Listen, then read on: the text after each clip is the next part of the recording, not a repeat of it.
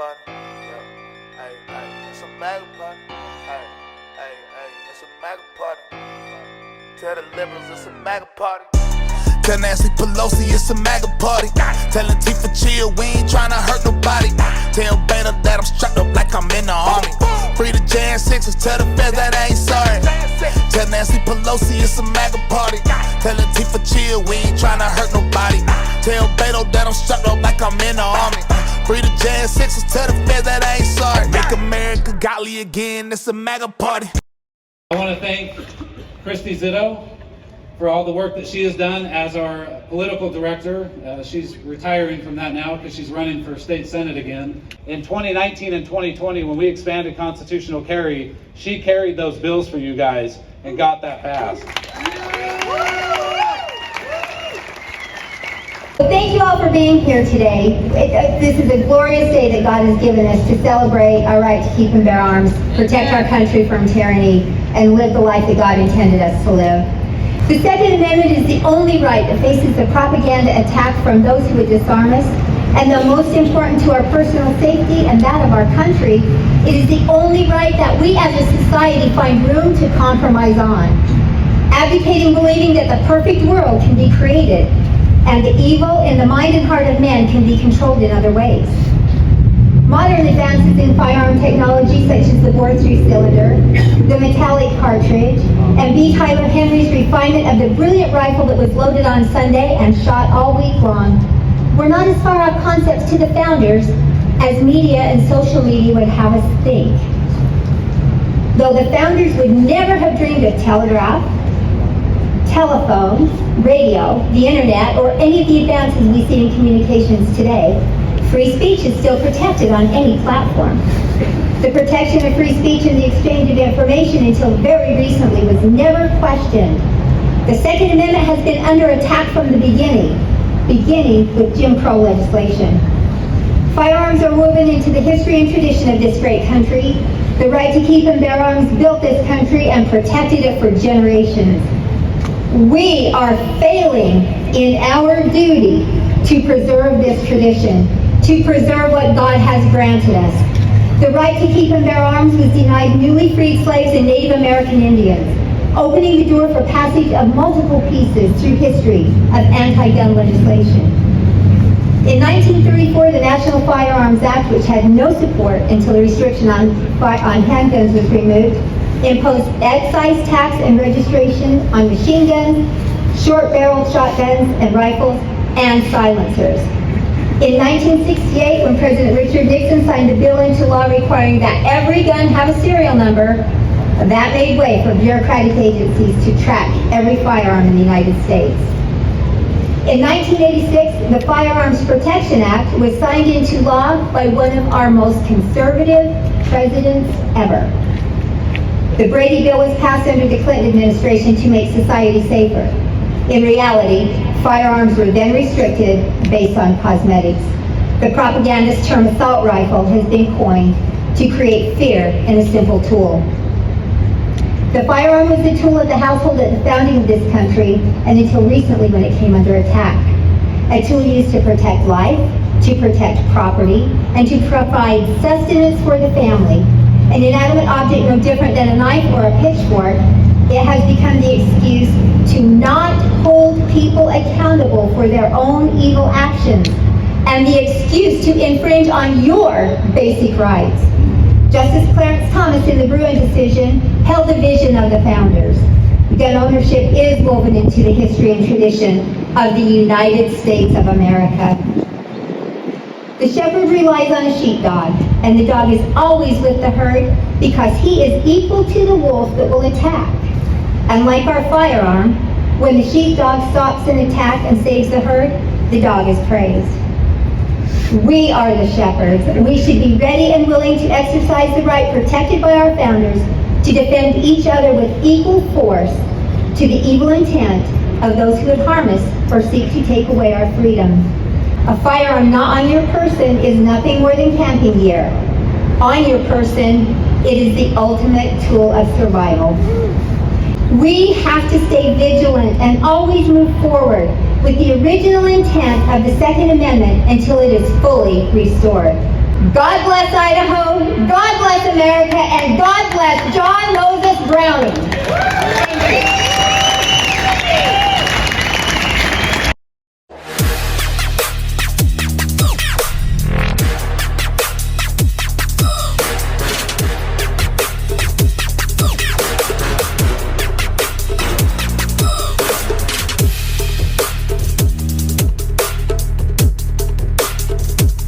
How many of you moved here from like a blue hellhole?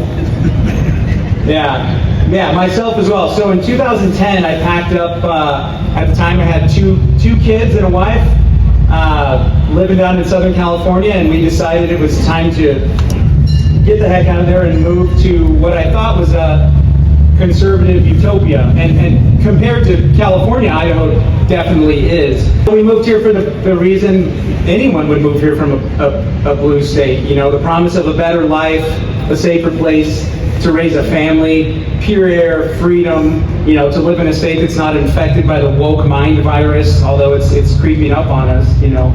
But back in 2010, when I moved here, the American dream was still very much a thing. Sad to say, lately, we've seen that dream start to collapse. It's not good enough to just move here. It's not enough.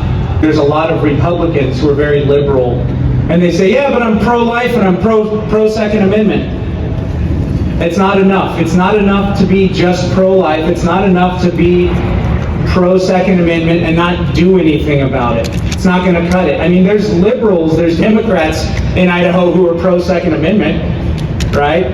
Idaho is in the midst of a heist. They did it in Colorado.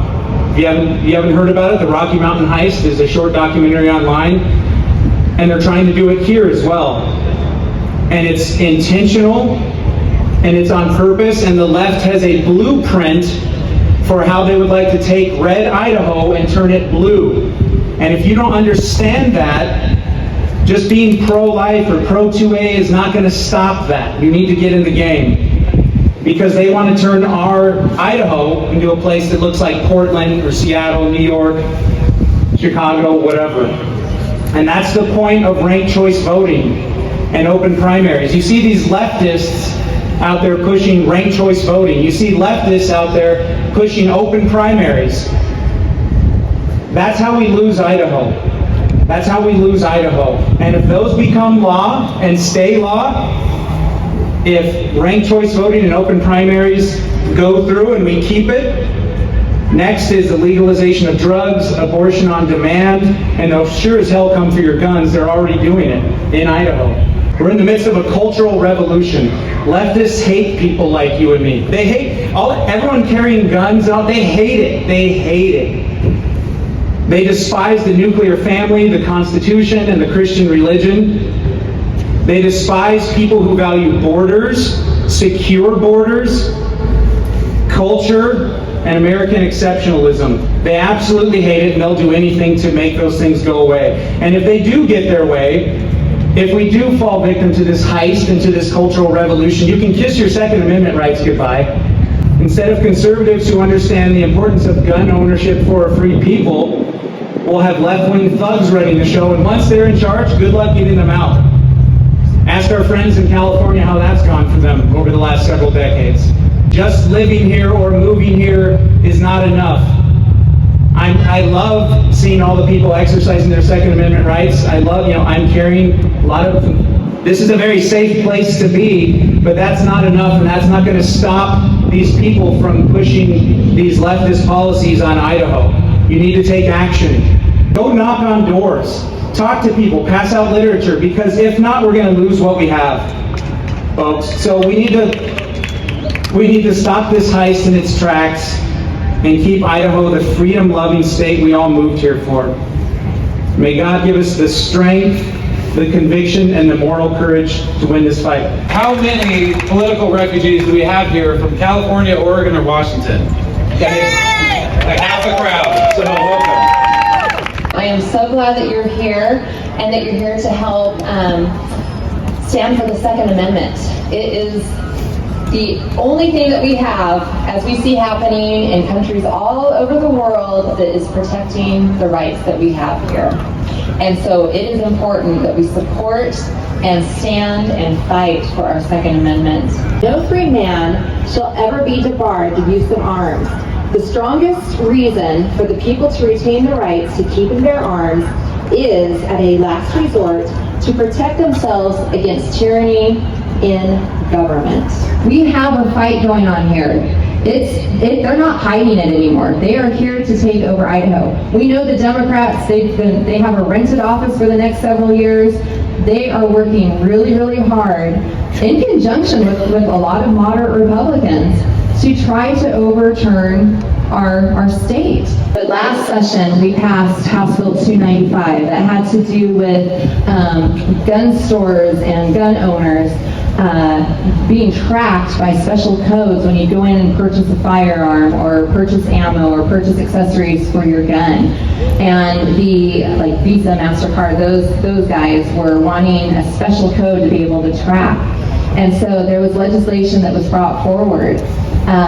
When it got to the Senate side, I talked to several individuals and they were saying the chairman of the committee, he doesn't want to really allow this to come forward. He doesn't want this to come out of the committee. And I thought, that's not right. Because it's part of ESG. And so we wanted to make sure that got out because it was really important. So I started making calls. I contacted Greg, and then I contacted some of my constituents. Some of them are gun store owners, and got them all involved. And everybody came together. There was videos made, there was ads that were sent out, there was phone calls, there was emails, there was all sorts of stuff. And we put enough pressure on the chairman to be able to get that bill out. And it flew right out of the committee, and it made it out of the Senate and onto the governor's desk, and he signed it into law. And so that was to protect you guys and to stop this ESG that's trying to come into our areas. But it took everybody together to be able to make that happen. That is our rights, that is our liberty, and it's up to each of us to protect that. So get involved, be part of the process. Don't be afraid, fight the good fight, and in the end, we can continue to keep Idaho, Idaho. Constitutional carry should have been one bill, one time in 2016. Okay, we had to come back and clean it up because the NRA had messed it all up for us. And so, now we're fighting for stand your ground. Now we're fighting for firearm preemption bills that should be 2 weeks into the session and on the governor's desk. And the reason it doesn't happen is because they do not fear that you're going to throw them out of office for not doing their job. Until they go, oh crap, if I don't do this, the gun owners are going to throw me out, then they don't care. And that's the fight you're seeing right now here in Idaho. It's not really between us and Democrats. You're seeing a rift between conservatives and people who think that what has happened in Colorado and California and Oregon can't happen here. Does anybody believe that it really can't happen here? Okay, no. The liberals here are so angry, they're trying to change the voting system. They can't get stuff through the Capitol, and so now they want to do rigged choice voting or ranked choice voting, whatever you want to call it, same thing. Okay, they want to change the system because they can't win here at the Capitol. They're doing it through ballot initiatives. You want to know how they'll pass gun control in Idaho? They'll first go for universal background checks, okay? Code word for universal gun registration. That's all it is. If you really think the ATF isn't tracking all of your purchases, you're kidding. All right? So what are they going to do? They're going to get their little petition signatures out there at Albertsons, Walmart, or wherever, and they're going to say, look, all this does is ensure that criminals don't get guns. That's all you're doing. Okay, well, you all know better. Okay, we know better. But to a lot of Idahoans that may not understand that, okay, that sounds good. Not telling people that what they're actually doing is saying that if I want to sell a gun to Christy Zito, one of my best friends, I can't do it now. We have to go get permission from the government, okay? They will use the ballot initiative process, just like they've done in California, Oregon, and Washington, to destroy the state. That's how they're going to do it, just so you know. And there's not a way to stop it other than you guys mobilizing, getting involved, and helping to stop it. All of you who have come from other states, you left because you got tired of the policies that they were just constantly ramming down your throats, okay? Well, until all of the liberals here are doing the opposite and calling U-Haul every day to get out of our state, we should be ramming conservative legislation down these people's throats. Okay, 100%. If you don't like guns, if you don't like babies, if you don't like individual liberty, then get the hell out. There's other states to go to.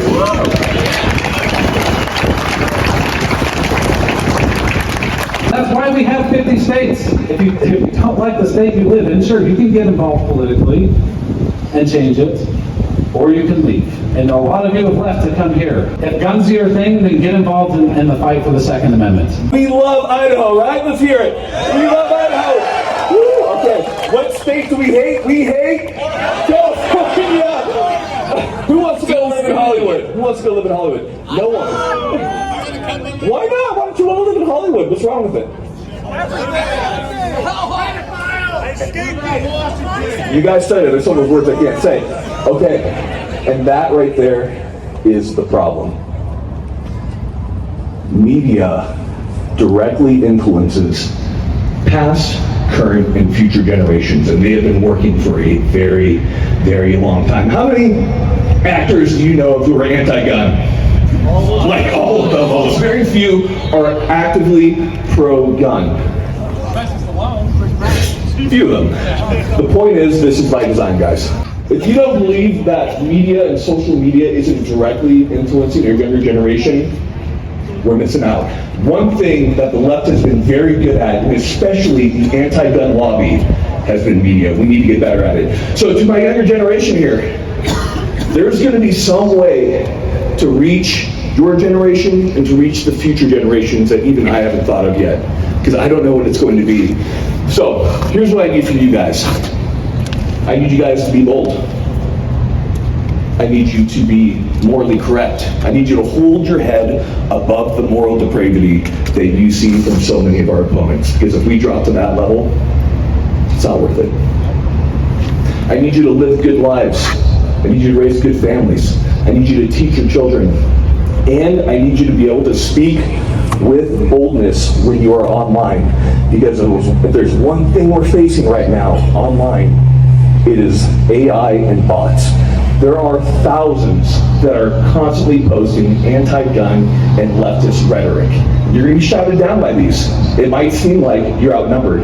Promise you, you're not. Most people are pretty conservative, pretty moderates in that lane. So you need to hold where it is, and you need to be able to speak boldly. Hold your position, and that's going to be tough. It sucks. It sucks to hold this position. And here's the worst part about it. I want, if I got to decide what I wanted for you guys, I want you guys to go out in the mountains, go build a cabin, raise a family, grow your own food, do all that good stuff. Sounds pretty awesome, right? But that's not what we need from you guys. This is where it becomes very unfair. I need you guys to stay in the cities. I need you guys to get jobs at Meta, get jobs at Google, because we need to change it from the inside. We need good men and women of moral courage to be in these companies. And that sucks. That means you have to go to California possibly. But we need to change this from the ground up. We're not going to be able to fight these massive companies just by yelling at them. Now, in addition to that, we need you guys to be bold online. It is a lot to ask of you. But the decisions that you guys make here, the stances that you take, the morals you choose to uphold, could mean the difference between preserving this union or losing what we have had the last 247 years. And I promise you this, if we come together, we support our younger generations, we continue to do what we have done, there will be a day when a politician merely mentioning restricting the Second Amendment to our citizens will be called what it should have been called a long time ago: treason.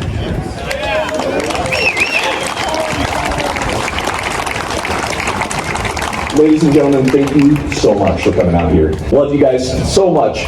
Thank you.